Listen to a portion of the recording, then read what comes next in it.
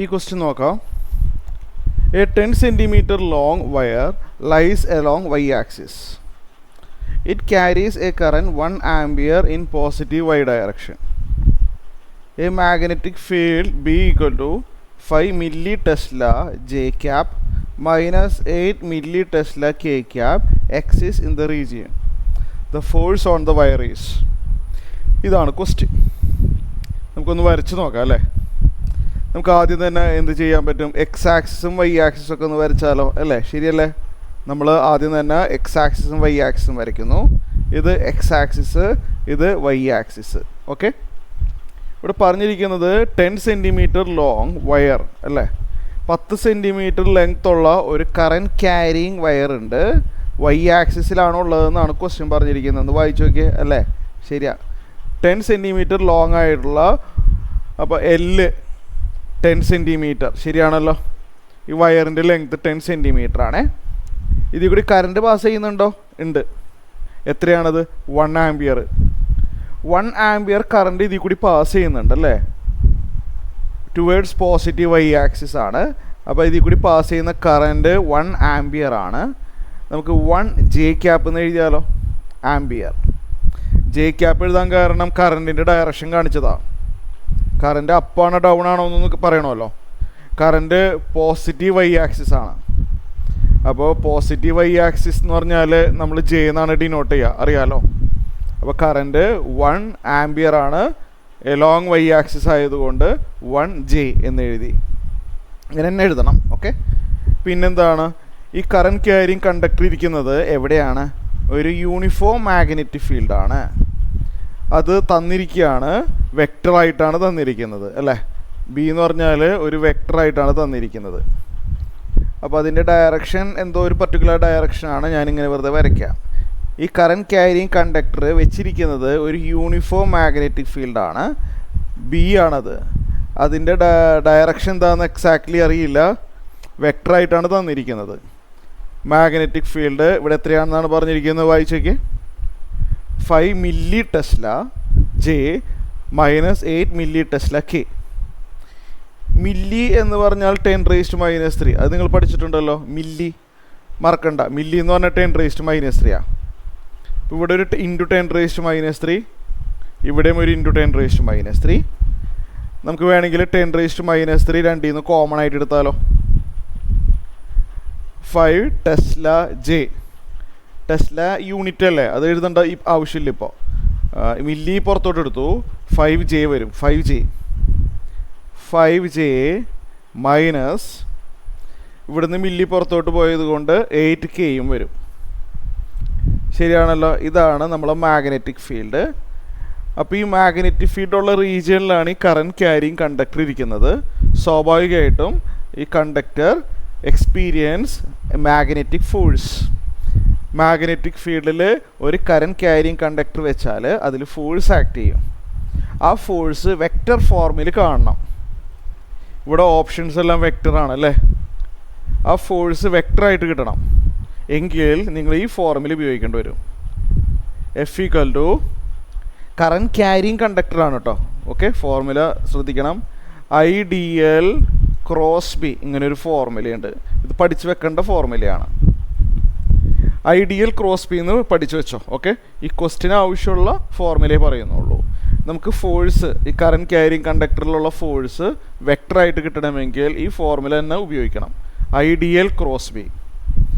I എന്ന് പറഞ്ഞാൽ current, DL എന്ന് പറഞ്ഞാൽ ലെങ്ത്ത്, B എന്ന് പറഞ്ഞാൽ മാഗ്നറ്റിക് ഫീൽഡ്. ഇത് ഭയങ്കര എളുപ്പമാണ്. അപ്പോൾ ഞാനിവിടെ സബ്സ്റ്റിറ്റ്യൂട്ട് ചെയ്യാൻ പോവാണ്. I അല്ലേ, I എന്ന് പറഞ്ഞു കഴിഞ്ഞാൽ കറൻ്റാണ്. അത് 1 J ക്യാപ്പ് അല്ലേ, 1 J ക്യാപ്പ്. I എന്ന് പറഞ്ഞാൽ കറൻ്റാണ്, 1 J ക്യാപ്പ് ഇൻറ്റു DL ഉണ്ട്. DL എന്ന് പറഞ്ഞാൽ ലെങ്ത് ഓഫ് ദ വയറാണ്. 10 centimeter ആണ്. സെൻറ്റിമീറ്ററിനെ മീറ്റർ ആക്കുമ്പോൾ 0.1 മീറ്റർ.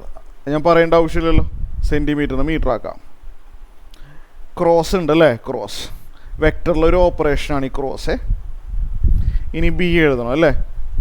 ബിയിൽ എന്താണുള്ളത്? ഇവിടെ ഒരു 10⁻³ ഉണ്ട് അല്ലേ, ശരിയല്ലേ?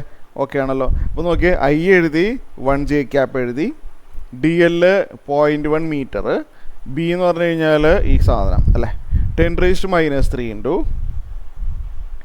5j - 8k എന്ന് എഴുതണം. അപ്പോൾ നമുക്കിത് ക്രോസ് എടുക്കാൻ പോവാണ് കേട്ടോ. നമുക്കിതിൽ ഒരു കാര്യം ചെയ്യാൻ വേണമെങ്കിൽ ഈ 0.1ഉം 10⁻³ കുറച്ച് അങ്ങോട്ട് നീക്കി എഴുതാം അല്ലേ, നമ്പർ അല്ലേ. 0.1 ഇൻറ്റു 10⁻³ സ്വല്പം അങ്ങോട്ട് നീക്കി എഴുതി. ഇവിടെ ഒരു 1j ഉണ്ട് അല്ലേ, 1j ക്രോസ് 5j - 8k. ഈ രണ്ട് വെക്ടറിൻ്റെ ക്രോസാണ് എനിക്കിനി കാണേണ്ടത്. ഏതൊക്കെ വെക്ടർ? ഈ രണ്ട് വെക്ടറിൻ്റെ ക്രോസ് പ്രൊഡക്റ്റ് കണ്ടുപിടിക്കണം. വെക്ടറിലുള്ള ഒരു ഓപ്പറേഷനാണ് ക്രോസ് പ്രൊഡക്റ്റ്. ഇവർ രണ്ടുപേരും കോൺസ്റ്റൻറ്റുകളാണ്, അവർ മാറ്റി നിർത്തിയതാണ്. രണ്ട് വെക്ടറിൻ്റെ ക്രോസ് കാണാനുള്ള ടെക്നിക്ക് ഞാൻ ഇവിടെ പറഞ്ഞുതരാം. ഈ നമ്പർ ഞാൻ അങ്ങനെ തന്നെ എഴുതിക്കോട്ടെ, 0.1 ഇൻറ്റു 10⁻³ അല്ലേ, അതുപോലെ തന്നെ ഇരിക്കട്ടെ. രണ്ട് വെക്ടറിൻ്റെ ക്രോസ് കാണണമെങ്കിൽ ആദ്യം തന്നെ മാത്സിലുള്ളൊരു കാര്യമാണ് കേട്ടോ. ഇങ്ങനൊരു വരയ്ക്കുക, ഡിറ്റർമിനൻ്റ് എന്നാണ് പറയുക, മാത്സിലുള്ളൊരു കാര്യമാണ്. എന്നിട്ട് ഫസ്റ്റ് റോ IJK എന്ന് എഴുതണം. രണ്ട് വെക്ടറിൻ്റെ ക്രോസ് ആണെങ്കിൽ ഇങ്ങനെ ചെയ്യണ്ടേ. എന്നിട്ട് ആദ്യത്തെ വെക്ടർ നോക്കുക, 1j ആണ് അല്ലേ, 1j എന്ന് പറയുമ്പോൾ അതിൽ I ഇല്ല അല്ലേ. 1jയിൽ I എന്ന് പറഞ്ഞ ടേം ഇല്ലല്ലോ, ഇല്ല. അപ്പോൾ ഐയുടെ സ്ഥാനത്ത് 0 എഴുതാം. 1jയിൽ ജെയുടെ കോഎഫിഷ്യൻറ്റ് 1 ആണ് അല്ലേ, 1 എഴുതാം. 1jയിൽ k എന്ന് പറഞ്ഞ ആളില്ല, അപ്പോൾ kയുടെ സ്ഥാനത്ത് 0 എഴുതാം. ഓക്കെ, ഇനി കഴിഞ്ഞിട്ടില്ല. ഇനി രണ്ടാമത്തെ വെക്ടർ 5j - 8k ആണ്. 5j - 8kയിൽ ഐയുടെ ടേം ഇല്ല, ശരിയാണോ? ഇല്ല, അപ്പോൾ 0 എഴുതാം. ജെയുടെ ടേം 5 ആണ്, കറക്റ്റ് അല്ലേ, +5 ആണ്, അത് എഴുതാം.